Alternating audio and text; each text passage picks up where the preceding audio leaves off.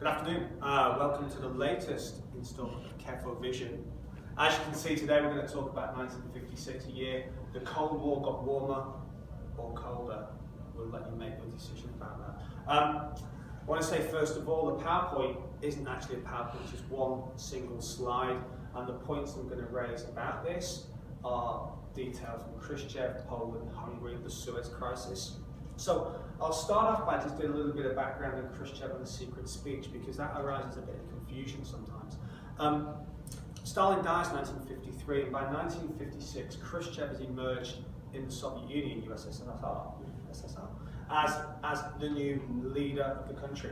Now, he wants to distance himself from Stalin, largely because Stalin killed 30, 40, 50 million people. So Khrushchev finds that he can work an angle that Stalin didn't work very well, i.e.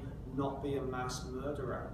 So he makes what becomes known as the secret speech. He pretty much disses an awful lot of what Stalin did, but bear in mind, Stalin created a really good cult of personality and propaganda to make himself look good.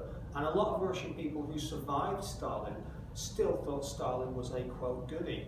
So the secret speech, which the Americans recorded secretly, is very, very critical of the methods that Stalin employed. It suggests, whether rightly or wrongly, it suggests to those in the Warsaw Pact countries, so we're talking Poland and East Germany and Bulgaria and Hungary and you know them, it suggests to them that there's going to be more tolerance and leeway and support for them to find themselves their own way of communism. I think Khrushchev had the right intentions. I think it was exploited quite cleverly by the US. Poland got the idea in 1956 that Khrushchev would tolerate change. You'd seen a little bit of this in Yugoslavia under Marshal General Tito, who would have been allowed a few concessions by Khrushchev. So Poland, they worked the angle a little bit more. They get a few more concessions out of Khrushchev. After some rebellions in Poznan, which is one of the cities in northern Poland, and Khrushchev comes to the party, and Poland gets some concessions out of Russia. We don't need to work so hard. We'll get a little bit more pay.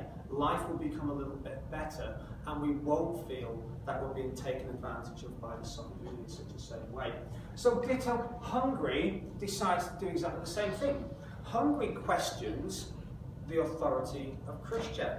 They even go further in the sense that a guy called Imre Nagy becomes their new senior communist.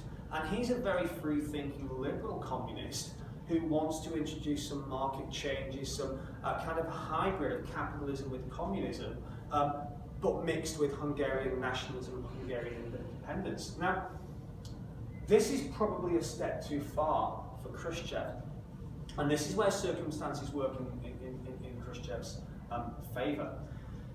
Initially, the Russian troops back off, and it looks like Hungary is going to achieve its own independence. However,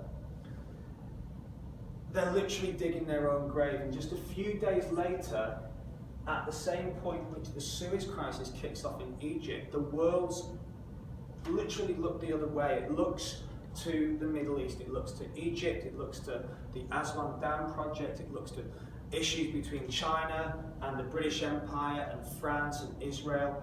And as the world's looking the other way to something which is significant, Hungary gets absolutely belted. Imre Nagy is executed and killed on the back of the protest. Any form of independence, any form of free thinking is frowned upon. But the saddest part of all of this, and it's really sad, tear-jerking sad, is that the Americans had given the impression that they would support Hungary. NATO, which would follow up the Truman Doctrine of freedoms, NATO would, the Hungarians hoped, step in and support their divorce from the USSR, their split from the Warsaw Pact. However, this is where America lets down the Warsaw Pact countries, that they do not come to the aid of Hungary, they do not respond to their cry for help. And the massacres which follow are truly, truly awful. Khrushchev reasserts control over the Warsaw Pact. Nobody is going to try it on with Khrushchev ever again. The message of the secret speech is pretty much squashed and curtailed. And America, for the first time, is seen, I would say, as a country that doesn't follow up with its promises or follow through its commitments. And it's all because people's eyes turn to North Africa, and there's an element of distraction. So, just to finish in my thesis, initially you've got a Truman Doctrine which makes the US look as though they support freedom, okay? And they back it up with martial aid. But over Hungary, their inaction means that the entire Warsaw Pact will never trust America to do what America would say it was going to do. And the question I'm going to leave you with, did the world just get safer in that bizarre twist, right? That we've established NATO, we've established the Warsaw Pact. NATO won't interject or interrupt in the Warsaw Pact issue, and we can assume maybe that the Warsaw Pact wouldn't interject should one of the NATO countries decide that they were going to go the other way. So you have a standoff between two nuclear powers who won't step on each other's toes, hence my suggestion that the Cold War is maybe making the world a safer place, not a more scary place. Have a think about that one. Thanks very much for watching.